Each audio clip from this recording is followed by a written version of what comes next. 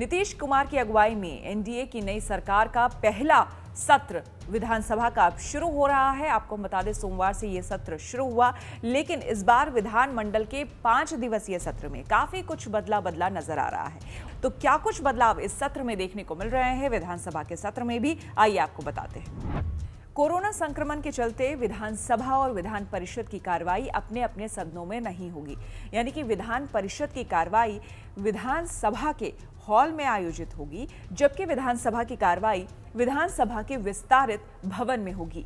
इसको लेकर विधानसभा और विधान परिषद से नोटिफिकेशन भी जारी हो गया है। कोरोना के मद्देनजर विधानमंडल से ये प्रस्ताव पारित किया गया है।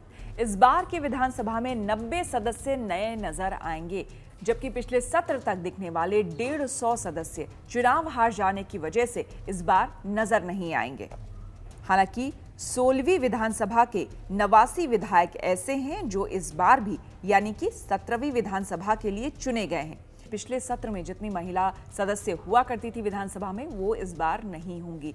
यानी कि पिछले सत्र की अगर हम बात करें तो पिछले सदन में 28 महिला विधायक हुआ करती थी, जो कि अब सिर्फ 26 महिला विधायक ही सदन में बैठेंगी।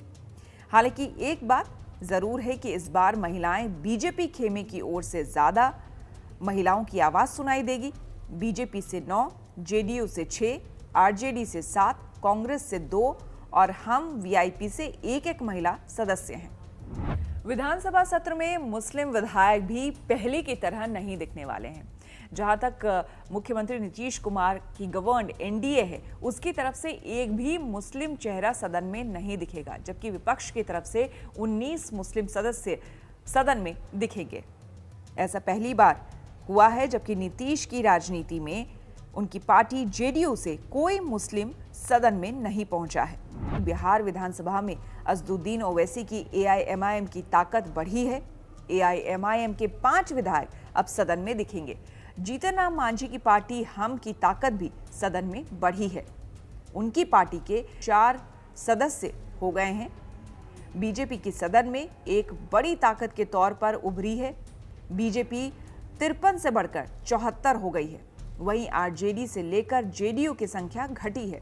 आरजेडी 81 से घटकर 75, जबकि जेडीयू 71 से कम होकर 43 पर आ गई है। उपेंद्र कुशवाहा की पार्टी की आवाज सदन में सुनाई नहीं देगी और एलजेपी की संख्या भी 2 से घटकर 1 हो गई है। बिहार विधानसभा में मुकेश सहनी की वीआईपी पार्टी के 4 सदस्य नजर आएंगे और ऐसे ही 10 साल के बाद बीएसपी की सदन में वापसी हो गई है। बिहार विधानमंडल में नीतीश कुमार के पुराने सिपह सालार नजर नहीं आएंगे। उनकी कैबिनेट के 10 मंत्री इस बार चुनाव हार चुके हैं, इसीलिए विधानसभा में वो चेहरे और उनकी आवाज सुनाई नहीं देगी। इनमें जेडीयू कोटे से 8 और बीजेपी के 2 मंत्री शामिल हैं। बिहार विधानमंडल में बीजेपी के चेहरे सुशील मोदी हुआ करते थे, लेकिन इस बार वो चेहरे नहीं बन सके। सुशील मोदी की जगह बीजेपी का चेहरा सदन में डिप्टी सीएम तारकिशोर प्रसाद होंगे। बीजेपी की ओर से विपक्ष के सारे सवालों का जवाब देने का काम करेंगे। तो नई परिस्थितियों में नए समीकरण के साथ ये है बिहार विधानसभा का नया चेहरा।